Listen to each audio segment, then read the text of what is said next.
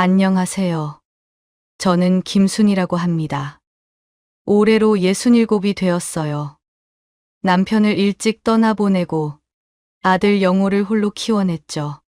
지금은 작은 반찬 가게를 운영하면서 하루하루 살아가고 있습니다. 새벽 5시면 일어나서 반찬을 만들기 시작해요. 콩나물 무침, 시금치나물, 깻잎찜, 멸치볶음까지. 손님들이 좋아하는 반찬들을 정성껏 만듭니다. 각각의 반찬에는 제 나름의 비법이 있어요. 콩나물은 소금을 넣지 않고 데쳐서 아삭함을 살리고, 시금치는 참기름을 마지막에 넣어 향을 살립니다. 멸치볶음은 설탕 대신 물엿을 써서 윤기를 내죠. 하지만 저에게는 특별한 일과가 하나 더 있어요. 매일 오후가 되면 이웃들에게 나눠줄 반찬을 따로 준비합니다. 옆집 할머니는 거동이 불편하시고 맞은편 총각은 혼자 살면서 제대로 된 음식을 못 먹거든요. 윗집 아주머니는 아이들 키우느라 바쁘시고요. 각자 처한 상황은 다르지만 모두 따뜻한 집밥이 그리운 분들이에요. 가끔 아는 분들이 맨날 이렇게 나눠주면 손해 아니냐고 하시지만 저는 전혀 손해라고 생각하지 않아요. 누군가가 제가 만든 음식을 맛있게 드시는 모습을 보면 마음이 따뜻해집니다. 주는 것이야말로 제 삶의 가장 큰 보람이에요. 남편이 살아있을 때도 항상 그렇게 살았거든요. 어려운 이웃이 있으면 먼저 손을 내밀고 좋은 일이 있으면 함께 나누는 게 우리 부부의 철학이었어요. 그런데 요즘에는 더 좋은 일이 생겼습니다. 단골 손님들이 좋은 선물을 가져다 주시는 거예요. 제주도 갔다 온 분은 한라봉을 한 박스나 주시고, 시장 보러 나간 아주머니는 신선한 생선을 가져다 주시죠. 백화점에서 일하는 며느리뻘 되는 손님은 옷이나 신발을 가져다 주시기도 해요. 처음에는 이런 좋은 걸 어떻게 받느냐고 사양했는데, 그분들이 워낙 고마워하시면서 주시니까 거절하기가 어렵더라고요. 이런 고마운 선물들을 받으면 저 혼자만 쓰기가 미안해집니다. 그래서 이웃들과 나눠 쓰려고 하는데 문제가 하나 있어요. 저는 운전을 못해서 멀리 사는 분들한테는 직접 갖다 드릴 수가 없다는 거죠. 나이가 들어서 배우려고 해도 쉽지 않더라고요. 그럴 때마다 며느리 수진이에게 부탁합니다. 수진이는 언제나 기꺼이 도와줍니다. 효부라는 소리를 들을 만해요. 겉으로 보기에는 정말 착한 며느리죠. 제 말을 한 번도 거역한 적이 없고 항상 공손하게 대답합니다. 처음 우리 집에 며느리로 들어왔을 때부터 그랬어요. 예의 바르고 말씨도 고우니까 주변에서 영호가 복 받았다고 했죠. 저는 그런 수진이가 고마웠어요. 아들 영호는 회사 일이 바빠서 집안일에 신경 쓸 여유가 없거든요. 그래도 수진이가 있어서 든든하다고 생각했습니다. 특히 제가 뭔가를 부탁하면 절대 싫은 내색을 안 해요. 오히려 시어머니 일을 도울 수 있어서 기쁘다는 표정을 짓곤 했습니다. 선물을 받을 때마다 저는 마음속으로 계획을 세웠어요. 이 한라봉은 당뇨가 있는 김씨 아저씨한테, 이 좋은 생선은 혼자 사는 최씨 할머니한테, 이 예쁜 옷은 딸 시집 보내고 우울해하는 박씨 아주머니한테. 그렇게 하나하나 정해놓고 수진이에게 맡겼습니다. 누가 무엇을 필요로 하는지 다 알고 있었거든요. 오랫동안 동네에서 살면서 이웃들의 사정을 잘 알게 되었어요. 수진이는 언제나 선뜻 받아서 가져갔어요. 그리고 며칠 뒤면 돌아와서 너무 좋아하더라고, 고맙다고, 인사 전해달라고 하셨다고 말했습니다. 그 말을 들으면 제 마음도 뿌듯했어요.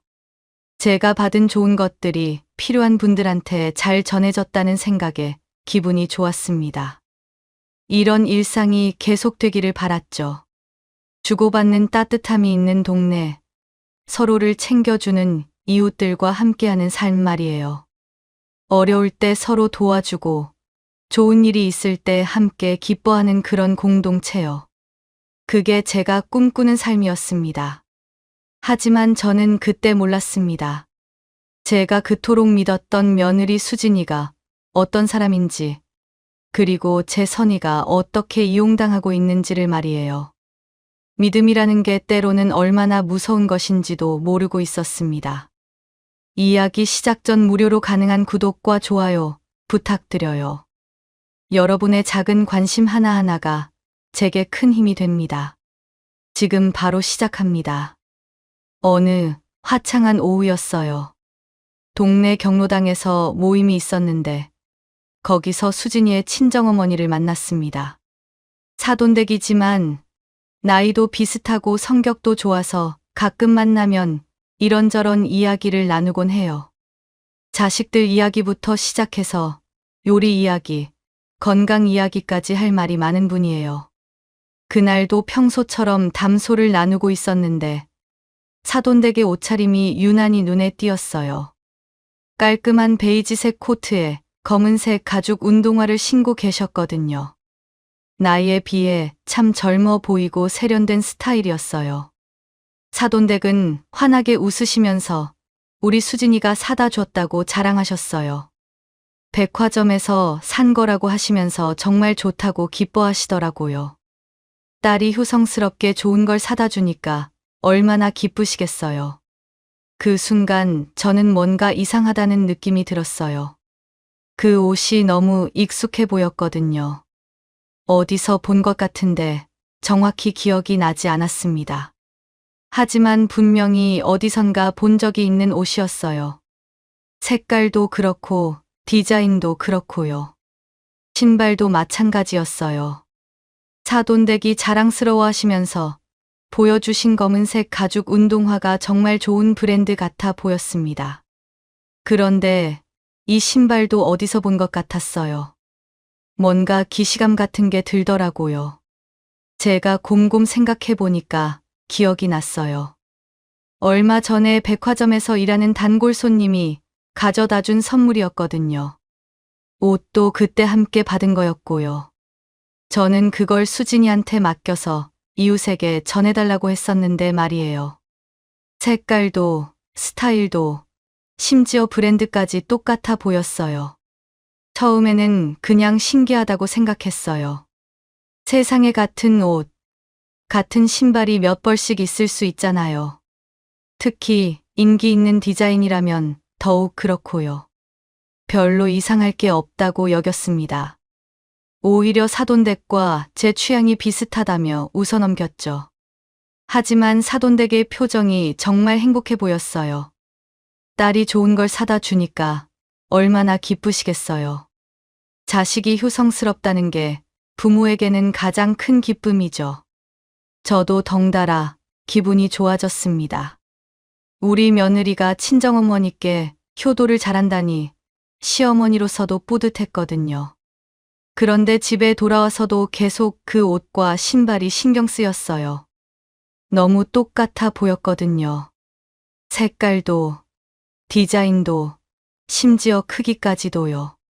같은 브랜드의 같은 제품이라고 해도 이렇게까지 똑같을 수 있나 싶었어요. 며칠 후에 또 다른 일이 있었어요. 시장에 가다가 사돈댁을 또 만났는데 이번엔 가방을 새로 들고 있더라고요. 명품처럼 보이는 가죽 가방이었는데 정말 비싸 보였어요. 그것도 수진이가 사다 줬다고 하시더라고요. 그 가방 역시 제가 얼마 전에 받았던 선물과 똑같았어요. 명품 가방이었는데 저는 나이가 너무 많아서 어울리지 않을 것 같아서 젊은 아주머니한테 주려고 수진이에게 맡겼었거든요. 그런데 그 가방이 사돈댁 손에 들려 있는 거예요. 이번에는 좀 더 이상했어요.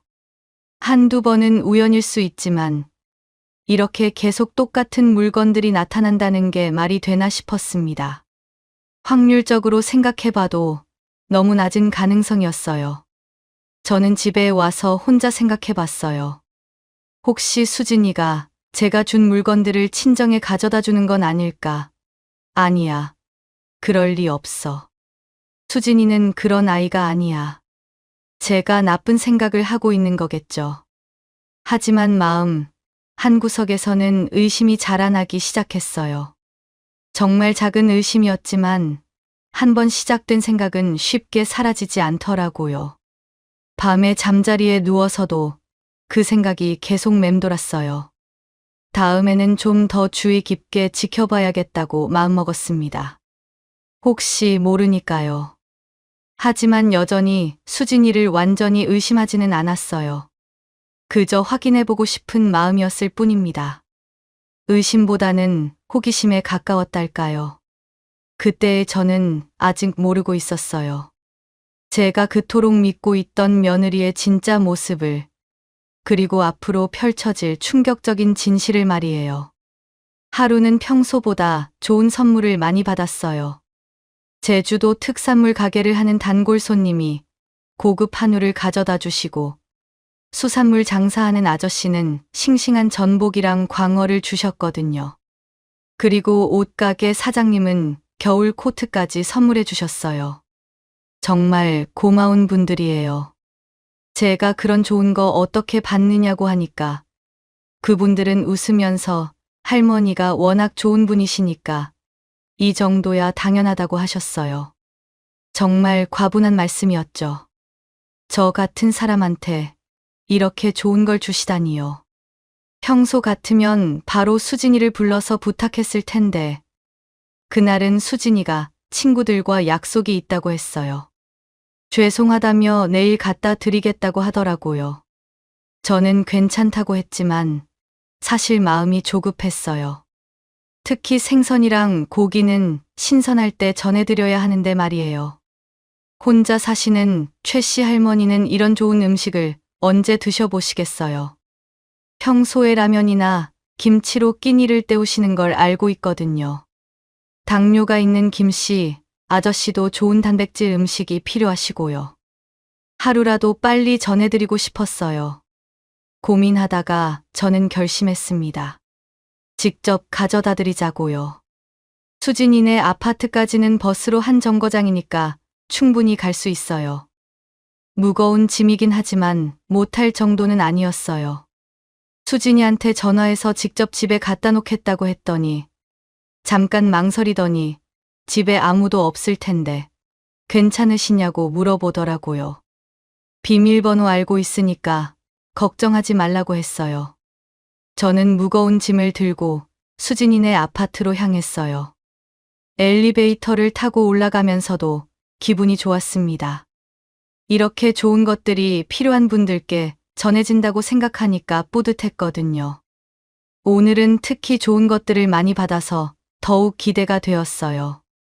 수진이네 집 문을 열고 들어갔는데 뭔가 이상했어요. 현관에 신발이 너무 많았거든요. 운동화, 구두, 부츠까지. 여자 신발만 해도 10켤레는 넘어 보였어요. 그런데 그 신발들이 모두 낯이 익었어요. 어디서 본 것 같은 신발들이었거든요. 이 신발들. 내가 받았던 것 같은데. 저는 고개를 갸우뚱했어요. 하지만 확신은 없었습니다. 비슷한 신발이 많이 있을 수 있잖아요. 그런데 한 켤레, 두 켤레가 아니라 거의 모든 신발이 낯익어 보이니까 이상했어요. 냉장고에 음식을 넣으려고 문을 열었는데 그 순간 저는 완전히 얼어붙었어요. 냉장고 안이 음식으로 가득 차 있었거든요. 그런데 그 음식들이 모두 제가 알고 있는 것들이었어요. 한라봉이 가득 담긴 상자, 사과, 배, 얼마 전에 제가 받아서 이웃들한테 나눠달라고 수진이에게 맡겼던 과일들이에요. 싱싱한 생선들도 있었고 고급 한우도 있었어요. 냉동실까지 꽉 차 있더라고요. 모두 제가 받았던 선물들이었습니다. 저는 손이 떨렸어요. 이게 무슨 일이지? 왜 이 음식들이 여기에 있는 거지? 머리가 하얘지는 느낌이었어요. 이해할 수가 없었거든요. 급하게 방으로 들어가 봤어요. 옷장을 열어보니까 더욱 놀라운 광경이 펼쳐졌습니다. 제가 받아서 나눠달라고 했던 옷들이 모두 거기에 걸려 있었어요. 코트, 스웨터, 블라우스까지. 심지어 아직 택까지 달려있는 것들도 있었어요. 수진이가 한 번도 입지 않은 새 옷들이었죠. 이게 뭐야? 저는 중얼거렸어요. 머리가 하얘지는 느낌이었습니다. 이해할 수가 없었거든요. 왜 제가 이웃들한테 전해달라고 맡긴 물건들이 모두 여기에 있는 거죠? 그때 갑자기 문득 떠오르는 게 있었어요. 사돈댁이 입고 있던 옷, 신발, 가방들 말이에요. 그것들이 모두 여기서 나간 거였구나. 수진이가 자기 친정엄마한테 가져다 준 거였어요. 제가 이웃을 위해서 맡긴 선물들을 말이에요. 저는 주저앉을 뻔했어요. 다리에 힘이 빠지더라고요. 그동안 제가 이웃들한테 전해달라고 맡겼던 모든 선물들이 여기에 있었던 거예요. 단 하나도 제대로 전해지지 않았던 거죠. 몇 달, 아니 몇 년 동안의 선물들이 모두 이곳에 쌓여 있었던 거예요. 수진이가, 내 며느리가 이런 일을 믿을 수가 없었어요. 그렇게 착하고 효성스러워 보였던 며느리가 시어머니를 속이고 있었다니요. 이웃들을 위한다며 부탁했던 것들을 모두 자기가 가져가고 있었다니요. 저는 그 자리에서 한참을 서 있었어요. 충격이 너무 커서 움직일 수가 없었거든요. 마음이 아프고 화가 나고 배신감이 들고 온갖 감정이 한꺼번에 몰려왔어요. 특히 배신감이 가장 컸어요. 그토록 믿었던 사람한테 이렇게 철저히 속았다는 게 믿기지 않았거든요. 그리고 더 충격적인 건 제 자신이었어요. 그동안 저는 얼마나 바보 같았던 걸까요? 며느리를 완전히 믿고 있었는데 그 믿음이 이렇게 철저히 배신당할 줄은 꿈에도 몰랐어요. 집에 돌아온 저는 현관에서 신발도 제대로 벗지 못하고 주저앉았어요. 온몸에 힘이 빠져서 일어설 수가 없더라고요. 머리가 띵하고 가슴이 답답했습니다. 이런 기분을 처음 느껴봤어요. 배신당했다는 게 이런 느낌이구나 싶었죠. 내가 뭘 잘못했길래. 저는 계속 그 생각만 했어요. 며느리를 믿고 맡겼던 제가 잘못된 건가? 너무 순진했던 건가? 사람을 보는 눈이 없었던 건가? 자책하는 마음이 들었어요. 손님들이 정성껏 가져다 주신 선물들을 생각하니까 더욱 마음이 아팠어요. 그분들은 제가 이웃들과 나눴을 줄 알고 좋은 마음으로 주신 건데 결국 한 사람의 욕심 때문에 모든 게 엉망이 되어버렸어요. 그분들의 선의도 이렇게 무너져버린 거죠. 최 씨 할머니는 그 맛있는 한라봉을 드시지도 못하셨을 텐데 혼자 사시는 최 씨 할머니는 평소에 과일을 잘 못 드세요. 비싸서 사 먹기 어려우시거든요. 그래서 제가 좋은 과일을 받으면 항상 가장 먼저 생각나는 분이에요. 그런데 그 과일들이 모두 수진이네 냉장고에 있었던 거예요. 박 씨 아저씨는 당뇨 때문에 고생하시는데 당뇨가 있는 박 씨 아저씨한테는 설탕이 안 들어간 특별한 반찬을 가져다 드리곤 했어요. 그런데 영양가 있는 좋은 음식은 한 번도 제대로 전해드리지 못했던 거죠. 제가 그렇게 마음 써서 준비한 것들이 모두 헛된 일이었던 거예요. 저는 바닥에 앉아서 한참을 울었어요. 분하고 억울하고 화나고.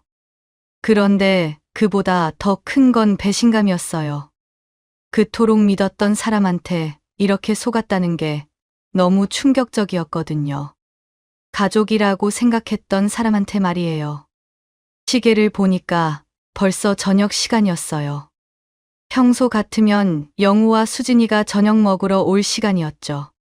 하지만 저는 일어날 기력이 없었어요. 그들의 얼굴을 어떻게 마주해야 할지 모르겠더라고요. 그때 초인종이 울렸어요. 수진이의 목소리가 들렸어요. 평소와 똑같은 밝고 친근한 목소리였죠. 하지만 제게는 그 목소리가 전혀 다르게 들렸어요. 가식적이고 거짓스럽게 느껴졌거든요. 이제까지 들었던 모든 말들이 거짓말이었을까 봐 무서웠어요. 저는 겨우겨우 일어나서 문을 열어줬어요. 수진이가 걱정스러운 표정으로 왜 이렇게 늦게 문을 여시냐며 혹시 어디 아프시냐고 물어봤어요. 그 표정조차 이제는 가짜로 보였습니다. 연기처럼 느껴졌어요. 아니야, 괜찮다고 겨우 대답했어요. 화가 나서 당장 따져 묻고 싶었지만 아들 영호 앞에서 그러기는 어려웠어요. 영호는 아직 아무것도 모르고 있으니까요. 영호가 받을 충격을 생각하면 함부로 말할 수가 없었어요.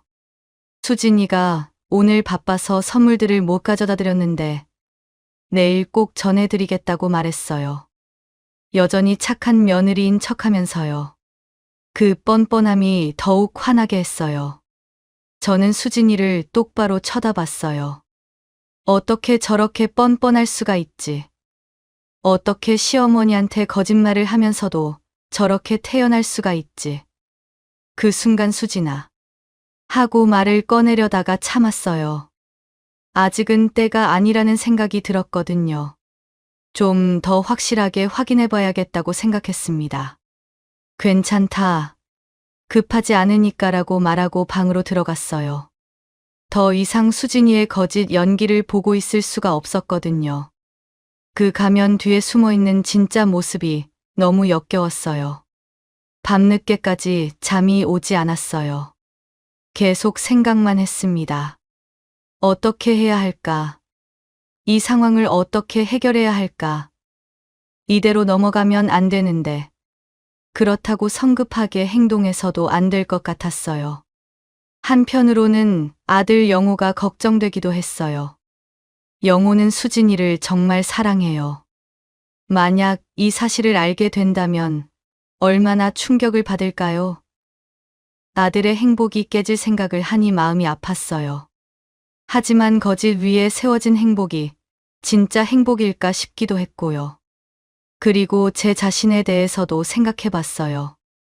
그동안 얼마나 어리석었던 건지, 사람을 너무 쉽게 믿었던 건 아닌지, 나이가 들어서 세상 물정에 어두워진 건 아닌지, 온갖 자책이 밀려왔어요. 하지만 이대로 넘어갈 수는 없었어요. 제가 받은 선물들은 저 혼자 소유할 권리가 없어요. 그건 이웃들과 함께 나눠야 하는 거예요. 그게 주신 분들의 마음이기도 하고요. 그리고 무엇보다 정의가 실현되어야 한다고 생각했어요. 이번에는 확실하게 확인해보자. 저는 마음을 굳게 먹었어요. 더 이상 속을 수는 없었거든요. 증거를 확실히 잡아서 수진이가 변명할 여지를 남기지 않겠다고 결심했습니다. 며칠 밤을 뜬 눈으로 지새우고 나서야 저는 결심을 굳혔어요. 이번에는 정말 확실하게 확인해 보겠다고요. 더 이상 의심만 하고 있을 수는 없었거든요. 확실한 증거가 필요했어요. 평소와 다른 방법을 써보기로 했어요. 이웃에게 개별적으로 전해주는 대신 복지단체에 기부하는 거죠. 동네에 있는 사회복지관에서 어려운 분들을 도와주는 일을 하거든요. 여기서 수진이가 또 물건을 빼돌린다면 더 이상 변명할 여지가 없을 거예요. 복지관에 전화를 걸었어요. 안녕하세요. 김순이라고 합니다. 혹시 기부를 받으시나요? 담당자분이 친절하게 네, 물론이죠. 어떤 물품을 기부하실 건가요? 라고 대답해 주셨어요. 반찬이랑 과일, 그리고 생활용품들이요. 목록을 써서 함께 보내드릴게요 라고 했더니 정말 감사합니다. 어려운 분들이 많이 도움받으실 거예요 라고 하시더라고요. 그 말을 듣고 더욱 확신이 들었어요. 이게 맞는 일이라고요. 저는 전화를 끊고 나서 꼼꼼히 목록을 작성했어요. 한라봉 한 상자, 사과 2상자, 고급 한우 3kg, 전복 한 상자, 겨울 코트 2벌, 운동화 한 켤레, 가방 하나. 하나하나 정확히 적었습니다. 나중에 확인할 때 틀림없도록 상세하게 기록했어요. 평소보다 더 좋은 선물들을 준비했어요. 이번에는 정말 확실하게 해야겠다고 생각했거든요. 단골 손님들이 주신 것 중에서도 특히 값나가는 것들로만 골랐어요. 수진이가 욕심이 나서 참을 수 없을 만한 것들로요. 그리고 평소처럼 수진이를 불렀어요. 수진아, 이거 좀 부탁할 게 있어라고 했더니 무슨 일이냐고 물어보더라고요. 이번에는 복지관에 기부하려고 해. 혼자 가지고 가기엔 너무 무거워서 말이야라고 했어요. 수진이의 표정이 잠깐 변했어요. 아주 순간이었지만 저는 놓치지 않았습니다. 뭔가 당황하는 기색이 보였거든요. 평소 같으면 바로 알겠다고 했을 텐데 이상하게 머뭇거리더라고요. 복지관요. 갑자기 왜요? 라고 물어보는 것도 이상했어요. 어려운 사람들이 많다고 하더라고. 우리가 받은 좋은 것들을 나눠주면 좋을 것 같아서라고 일부러 태연하게 말했어요. 수진이의 반응을 지켜보면서요. 그렇긴 하지만 평소에 하시던 대로 이웃분들한테 드리시는 게 어때요? 라고 조심스럽게 말하더라고요. 왜 그런 말을 하는 걸까요? 평소 같으면 어머니 뜻을 따르겠다고 했을 텐데요. 뭔가 꺼려하는 기색이 역력했어요. 아니야. 이번에는 복지관에 해보고 싶어. 더 많은 사람들이 도움받을 수 있잖아라고 단호하게 말했어요. 수진이는 더 이상 반대하지 못했습니다. 결국 네, 알겠습니다. 제가 가져다 드릴게요라고 대답했어요. 하지만 표정이 영 시원치 않더라고요. 저는 준비한 물품들을 수진이에게 맡겼어요. 그리고 복지관 주소와 담당자 연락처도 함께 적어줬습니다. 수진이는 짐을 가져가면서도 계속 불편한 기색을 보였어요. 평소와는 확실히 다른 모습이었습니다. 뭔가 걱정스러워하는 것 같기도 하고 귀찮아하는 것 같기도 했어요. 그날 밤, 저는 복지관에 미리 전화를 걸었어요. 안녕하세요. 오늘 저희 며느리가 기부 물품을 가져다 줬을 텐데요 라고 했더니 아, 김순희님이시군요. 네, 받았습니다라고 하더라고요. 혹시 목록대로 다 전달됐나요? 라고 물어봤어요. 잠깐 침묵이 흘렀어요.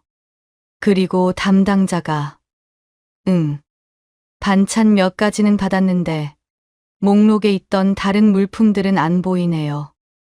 혹시 나누어서 가져다 주실 계획이신가요? 라고 대답했습니다. 그 순간 저는 모든 걸 확신했어요. 역시나 수진이가 또 물건들을 빼돌린 거였어요. 이번에도 똑같은 수법을 쓴 거죠. 아니에요. 한 번에 다 가져다 준다고 했는데요 라고 했더니 그럼 확인해보고 다시 연락드릴게요 라고 하더라고요. 저는 전화를 끊고 나서 한참을 생각했어요. 이제 더 이상 의심할 여지가 없었습니다. 수진이는 제가 맡긴 물건들을 계속 자기가 가져가고 있었어요. 이번에는 복지관에 기부하는 것까지 가로챈 거죠. 화가 났지만 한편으로는 마음이 정리되기도 했어요. 이제 확실해졌으니까 어떻게 해야 할지 결정할 수 있었거든요. 더 이상 망설일 필요가 없었어요. 이번에는 제대로 된 증거를 잡아야겠어. 저는 다음 계획을 세우기 시작했어요. 수진이의 거짓말과 배신을 모두에게 알려야겠다고 생각했습니다. 정의가 실현되어야 한다고요. 다음 날 아침, 수진이가 찾아왔어요. 언제나처럼 밝은 표정을 지으면서요. 어머니, 어제 복지관에 잘 갖다 드렸어요. 담당자분이 정말 고맙다고 하시더라고요 라고 말했어요. 저는 수진이를 똑바로 쳐다봤어요. 어떻게 저렇게 뻔뻔하게 거짓말을 할 수 있을까요? 담당자한테서 이미 확인했는데 말이에요. 그런데도 태연하게 거짓말을 하고 있었어요. 그래. 다행이네라고 일부러 아무렇지 않은 척 했어요. 아직 때가 아니라고 생각했거든요. 좀 더 확실한 증거를 잡고 싶었어요. 수진아, 반찬이랑 같이 있던 고급 과일이랑 한우까지 잘 전달해 준 거지? 라고 물어봤어요. 네, 물론이죠라고 거침없이 대답했어요. 하지만 저는 이미 진실을 알고 있었습니다. 복지관에서는 받지 못했다고 했거든요. 수진이가 돌아간 후 저는 다시 복지관에 전화를 걸었어요. 어제 통화드린 김순희입니다. 혹시 목록 확인해 보셨나요? 라고 했더니 네, 확인해 봤는데 실제로 받은 물품과 목록이 너무 다르네요 라고 하더라고요. 목록에는 고급 과일과 한우, 옷가지들이 적혀 있는데 실제로는 반찬 서너 가지만 받았다는 거예요. 역시나였어요. 수진이가 또 중요한 물건들은 다 빼가고 반찬 몇 개만 전달한 거였습니다. 저는 가슴이 답답했어요. 이렇게 뻔한 거짓말을 하면서도 태어난 수진이가 이해가 안 됐거든요. 알겠습니다. 제가 다시 확인해 볼게요라고 하고 전화를 끊었어요. 이제 정말 끝장을 내야겠다는 생각이 들었어요. 그날 저녁 수진이네 집을 다시 찾아가 봤어요. 역시나 어제 제가 준 물건들이 고스란히 있었습니다. 냉장고에는 한라봉과 사과가, 옷장에는 새 코트가 걸려 있었어요. 전복도 냉동실에 그대로 있더라고요. 이번에는 사진을 찍어뒀어요. 증거로 남겨두려고요. 핸드폰으로 냉장고 안과 옷장을 촬영했어요. 나중에 필요할 때 보여줄 수 있게 말이에요. 집에 돌아와서 곰곰 생각해 보니까 화가 더 났어요. 복지관에서 도움이 필요한 사람들은 그 좋은 물건들을 받지 못했고 수진이만 혼자 다 가져간 거잖아요. 정말로 어려운 분들이 기다리고 있을 텐데 말이에요. 그것도 모자라서 저한테는 거짓말까지 했어요. 복지관에 잘 전달했다고, 담당자가 고맙다고 했다고요. 어떻게 시어머니한테 그런 뻔한 거짓말을 할 수 있는 걸까요? 양심이라는 게 있는 건지 의심스러웠어요. 저는 더 이상 참을 수가 없었어요. 당장 수진이를 불러서 따져 묻고 싶었지만 그래도 좀 더 확실한 방법이 필요하다고 생각했습니다. 개인적으로 해결하기보다는 공적인 기관의 도움을 받아야겠다는 생각이 들었어요. 저는 내일 복지관에 직접 가보기로 했어요. 이 일을 제대로 해결하려면 정확한 사실관계를 파악해야 했거든요. 밤늦게까지 잠이 오지 않았어요. 계속 수진이 생각이 났습니다. 처음 만났을 때는 정말 착해 보였는데 언제부터 이렇게 변한 걸까요? 아니면 원래 이런 사람이었는데 제가 모르고 있었던 걸까요? 영호는 이 사실을 알까? 아들 영호도 걱정됐어요. 만약 영호가 이 사실을 안다면 얼마나 실망할까요? 하지만 영호는 워낙 일에만 집중해서 집안일에는 관심이 없거든요. 아마 모르고 있을 거예요. 저는 한숨을 쉬었어요. 이런 일이 왜 우리 가족에게 일어난 걸까요? 그동안 얼마나 행복했는데 말이에요. 하지만 거짓 위에 세워진 행복은 진짜 행복이 아니라는 걸 깨달았어요. 이제 더 이상 숨길 수는 없어요. 진실은 반드시 밝혀져야 해요. 그래야 정의가 실현되고 정말로 도움이 필요한 사람들이 제대로 된 도움을 받을 수 있을 테니까요. 다음 날 아침 일찍 복지관을 찾아갔어요. 담당자분과 직접 만나서 이야기를 나누고 싶었거든요. 전화로는 다 설명하기 어려운 부분들이 있었어요. 안녕하세요. 전화로 통화했던 김순희입니다라고 하니까 아, 네. 안녕하세요. 어제 말씀드린 건 때문에 오신 거죠? 라고 담당자분이 말했어요. 중년 여성이었는데 참 친절해 보였어요. 네. 사실 제가 의심하는 게 있어서요라고 하면서 그동안의 일들을 자세히 설명해 드렸어요. 며느리 수진이가 물건들을 빼돌렸을 가능성이 있다고요. 처음에는 이웃들한테 전해주는 것도 그랬고, 이번 복지관 기부건도 마찬가지라고요. 어머, 그런 일이 있었군요. 정말 속상하셨겠어요라며 담당자분이 이해해 주시는 표정을 지었어요. 그러면서 혹시 이런 일이 처음은 아닐 수도 있다며 확인해 볼 필요가 있을 것 같다고 하더라고요. 어떻게 확인해 볼까요?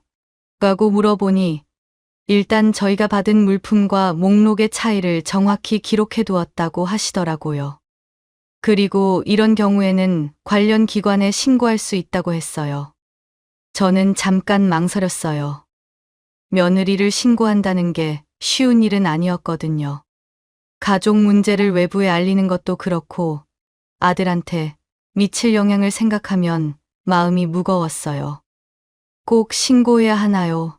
라고 물어봤더니 물론 어머님 뜻에 따라 결정하시면 됩니다만 이런 일이 계속 반복되면 정말로 도움이 필요한 분들이 피해를 본다고 하시더라고요.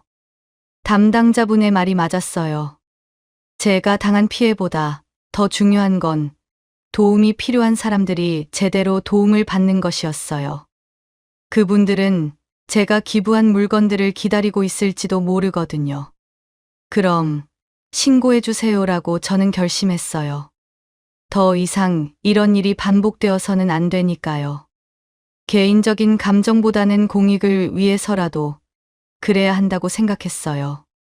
담당자분은 즉시 관련 부서에 연락을 취했어요. 그리고 며칠 후 경찰서에서 연락이 왔습니다. 김순희 님이시죠?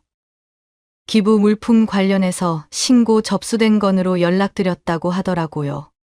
조사가 필요할 것 같은데 관련자분들과 함께 출석해 주시면 된다고 했어요. 저는 가슴이 두근거렸어요. 드디어 진실이 밝혀지는 거구나 싶었거든요. 며칠 후 수진이에게 경찰서에서 연락이 갔나 봐요.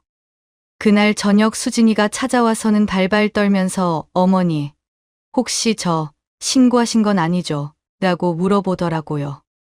이제 와서 무슨 소용이에요? 이미 다 드러난 일인데 말이에요. 수진아, 솔직히 말해봐. 내가 맡긴 물건들 어디에 있어? 라고 직접적으로 물어봤어요. 더 이상 돌려 말할 필요가 없었거든요. 어머니, 저는 정말 이라며 수진이는 말을 제대로 못했어요. 얼굴이 새하얘져서는 손만 벌벌 떨고 있더라고요. 그제서야 들킨 걸 실감한 모양이었어요. 이미 다 알고 있어. 내가 그동안 어떤 짓을 했는지 마리아라고 차분하게 말했어요. 화는 났지만 이제 화낼 때가 아니라고 생각했거든요. 어머니, 죄송해요. 정말 죄송해요라며 수진이가 무릎을 꿇고 사과했어요. 하지만 이미 늦었어요. 사과한다고 해결되는 일이 아니야. 내가 한 일이 얼마나 나쁜 일인지 알고 있어 라고 했어요. 네. 알고 있어요라고 하더니 그럼 왜 그런 짓을 했어? 라고 물으니까 저도 모르겠어요. 처음에는 정말 실수였는데 나중에는 어쩔 수 없이 라고 변명하더라고요. 수진이의 변명을 듣고 있자니 더욱 화가 났어요. 어쩔 수 없이라니요. 시어머니를 속이고 어려운 사람들 몫을 훔쳐가는 게 어쩔 수 없는 일인가요? 결국 경찰서 조사에서 모든 사실이 드러났어요. 수진이가 그동안 제가 맡긴 물건들을 빼돌려서 자기가 쓰거나 친정에 가져다 준 사실이 확인된 거죠. 생각보다 더 많은 물건들이 관련되어 있었어요. 경찰서 조사는 생각보다 자세했어요. 수진이가 언제부터 물건들을 빼돌렸는지, 얼마나 많은 물건들이 관련되어 있는지 모든 게 밝혀졌습니다.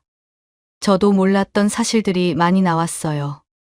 조사 결과 수진이는 거의 1년 동안 제가 맡긴 물건들을 가로챈 게 확인됐어요. 음식, 옷, 신발, 가방까지. 그 가치만 해도 몇 천만 원이 넘더라고요. 생각보다 훨씬 큰 규모였어요.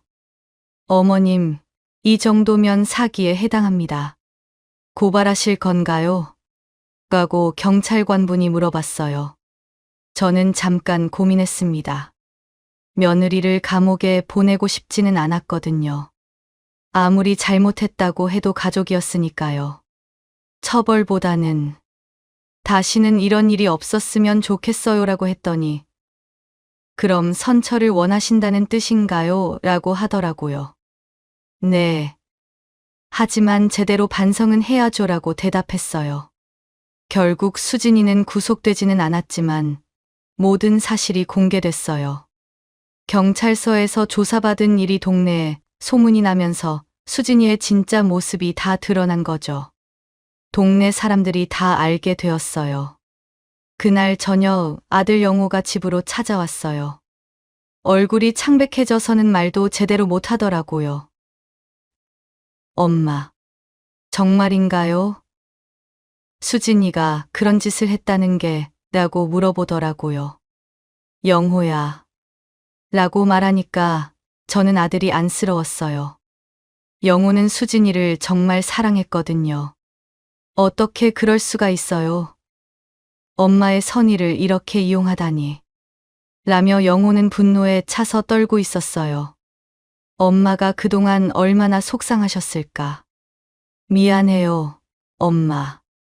제가 아내를 제대로 못 봤어요라고 하더니 영호야, 내 잘못이 아니야 라고 했지만 아니에요. 제 잘못이에요. 집안일에 신경을 안 써서 이런 일이 생긴 거예요 라고 자책했어요. 며칠 후 영호는 수진이에게 이혼을 요구했어요. 엄마의 정성과 선의를 이렇게 짓밟은 사람과는 살 수 없어. 이혼하자고 했다고 하더라고요. 수진이는 울면서 매달렸지만 영호의 마음은 이미 돌아서 있었어요. 일부러 그런 게 아니야. 다 사정이 있었어. 다시 기회를 달라고 했지만 사정. 시어머니 몰래 물건을 훔쳐가는 게 무슨 사정이야 라고 영호가 말했다고 해요. 정말 미안해. 다시는 안 그럴게라고 했지만 이미 늦었어요. 신뢰가 한번 깨지면 다시 회복하기 어려운 법이죠. 특히 이렇게 오랫동안 속였다면 더욱 그래요. 결국 수진이는 집을 떠났어요. 마지막까지도 변명을 늘어놓으면서 말이에요. 정말 일부러 그런 게 아니었다고, 처음에는 실수였다고, 나중에는 어쩔 수 없었다고요. 하지만 누구도 그 변명을 듣지 않았습니다. 너무 뻔한 거짓말이었거든요.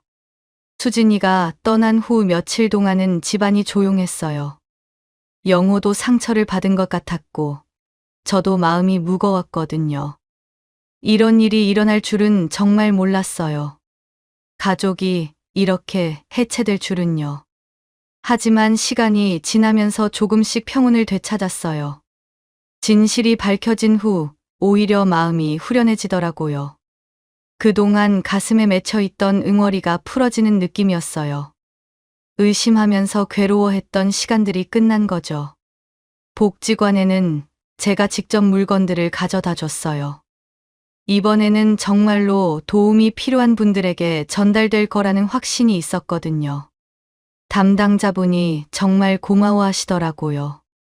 어려운 일 겪으셨는데도 이렇게 기부해 주시다니 정말 감사합니다라고 하시니까 어려운 분들이 도움받으셨으면 좋겠어요라고 대답했어요.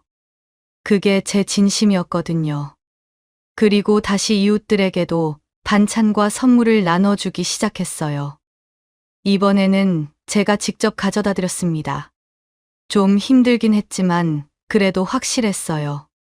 제 손으로 직접 전해드리니까 마음도 편했고요. 그동안 왜 안 왔어? 라고 최 씨 할머니가 물어보셨어요. 좀 복잡한 일이 있었어요. 이제 다시 가져다 드릴게요 라고 했더니 고마워. 여기 반찬이 제일 맛있어라고 하시더라고요. 그 말을 들으니 가슴이 따뜻해졌어요. 역시 주는 것이 제일 큰 기쁨이에요. 누군가를 도울 수 있고 그분이 기뻐하시는 모습을 볼 수 있다는 것만으로도 충분했어요. 박씨 아저씨도 정말 좋아하시더라고요. 그동안 기다렸다면서 안 오니까 섭섭했다고 하셨어요. 이제는 직접 가져다 드릴 테니까 걱정하지 마세요라고 말씀드렸어요. 저녁에 영호가 찾아와서 말했어요. 엄마, 앞으로 제가 더 신경 쓸게요. 엄마, 혼자 이런 일 다 하시면 안 돼요라고 하더라고요. 괜찮다, 영호야. 이런 일이 오히려 나한테는 더 소중한 걸 깨닫게 해줬어라고 했어요. 선한 마음은 반드시 돌아오기 마련이라는 걸 마리아라고 웃으면서 말했어요. 정말 그렇게 믿고 있거든요. 나쁜 일을 하면 언젠가는 들통이 나고 좋은 일을 하면 반드시 좋은 결과가 따라온다는 거요. 수진이 같은 사람도 결국 자신이 한 일의 대가를 치렀잖아요. 거짓말과 속임수로는 오래 갈 수 없다는 걸 증명한 거죠. 반대로 저처럼 선한 마음으로 이웃을 돕고 나누려는 사람에게는 좋은 일이 생기게 마련이에요. 이제 저는 다시 평소의 일상으로 돌아갔어요. 새벽에 일어나서 반찬을 만들고 이웃들과 나누며 살아가는 따뜻한 일상 말이에요. 그게 제가 원하는 삶이거든요.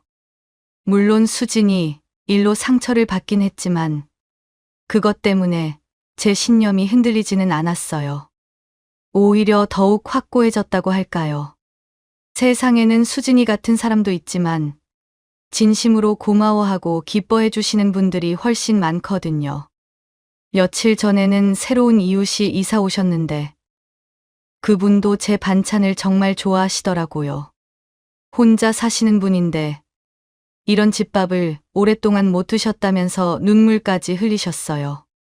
그런 모습을 볼 때마다 제가 하는 일이 의미 있다는 걸 느껴요. 영호도 요즘은 자주 들러서 이것저것 도와주고 있어요. 전에는 일에만 매달렸는데 이번 일을 겪고 나서 가족이 얼마나 소중한지 깨달은 것 같아요. 어머니를 더 잘 챙기겠다고 다짐하더라고요. 그래서 요즘은 더욱 행복해요. 진실이 밝혀지고 나니까 마음도 편하고 아들과의 관계도 더 가까워졌거든요. 무엇보다 제가 하고 있는 일에 대한 확신이 생겼어요. 앞으로도 계속 이렇게 살아갈 거예요. 이웃을 사랑하고 어려운 분들을 도우며 나눔의 기쁨을 느끼면서요. 그게 제 인생의 가장 큰 보람이니까요.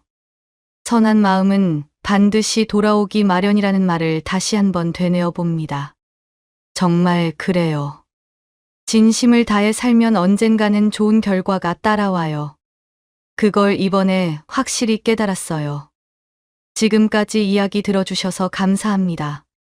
구독과 좋아요 부탁드려요.